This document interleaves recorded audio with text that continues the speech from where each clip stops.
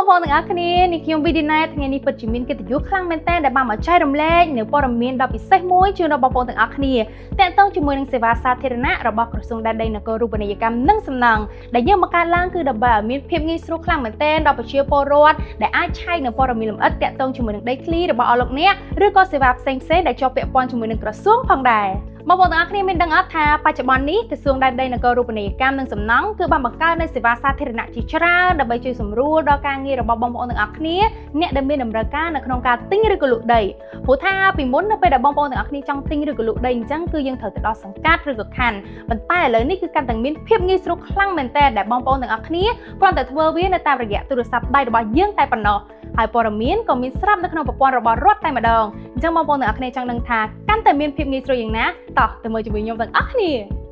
ដែលជាដំបូងលោកអ្នកគ្រាន់តែមានទូរស័ព្ទដៃឬចូលទៅកាន់ Google Search ហើយវាយពាក្យថាប្រព័ន្ធស្នើសុំសេវាកម្មអនឡាញឬក៏ MLM UPC បន្ទាប់មកលោកអ្នកគ្រាន់តែចុចចូលនៅគេហទំព័ររបស់ក្រសួងដែនដីនគររូបនីយកម្មនិងសំណង់លោកអ្នកនឹងឃើញផ្ទាំងបែបនេះលោកអ្នកគ្រាន់តែអស់ចុះក្រោមនឹងឃើញមានសេវាសាធារណៈជាច្រើនរបស់ក្រសួងមានដូចជាសេវាព័ត៌មានសុរិយាដីតាមប្រព័ន្ធអេឡិចត្រូនិកសេវាហ៊ីប៉ូតេកនិងបញ្ចាំសេវាសំណង់តាមប្រព័ន្ធអេឡិចត្រូនិក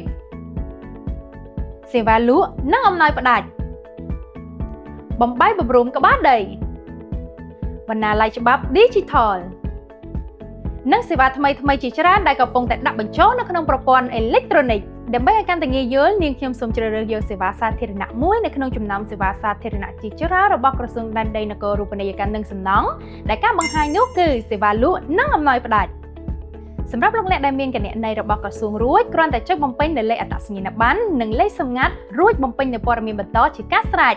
ប្រសិនបើមិនមានលោកអ្នកគ្រាន់តែចំណាយពេលត្រឹមតែ2នាទីតែប៉ុណ្ណោះនៅក្នុងការបើកគណនី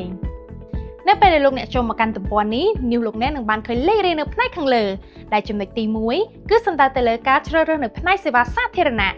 ហើយលោកអ្នកត្រូវតែបំពេញទៅតាមការណែនាំដូចខាងក្រោមចំណុចនេះគឺតម្រូវឲ្យលោកអ្នកមានលេខក្បាលដីដើម្បីបំពេញនូវព័ត៌មានបន្ថែមហើយលេខក្បាលដីគឺស្ថិតនៅលើប្លង់រឿងរបស់លោកអ្នកផ្ទាល់ចុះមកដល់ផ្នែកទី2គឺសំដៅទៅលើប្រភេទអ្នកលក់និងអ្នកទិញ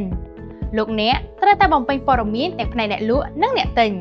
ចុះមកកាន់ផ្នែកទី3គឺជាផ្នែកត្រួតពិនិត្យនិងបញ្ជាក់ព័ត៌មានដើម្បីឲ្យប្រកាសចិត្តថាព័ត៌មានដែលអស់លោកអ្នកបានបំពេញនៅខាងលើគឺពិតជាត្រឹមត្រូវចុះមកដល់ផ្នែកទី4គឺជាជំហានចុងក្រោយដោយលោកអ្នកគ្រាន់តែធ្វើការជ្រើសរើសនៅវិធីនៃការបង់ប្រាក់គឺជាការស្រេច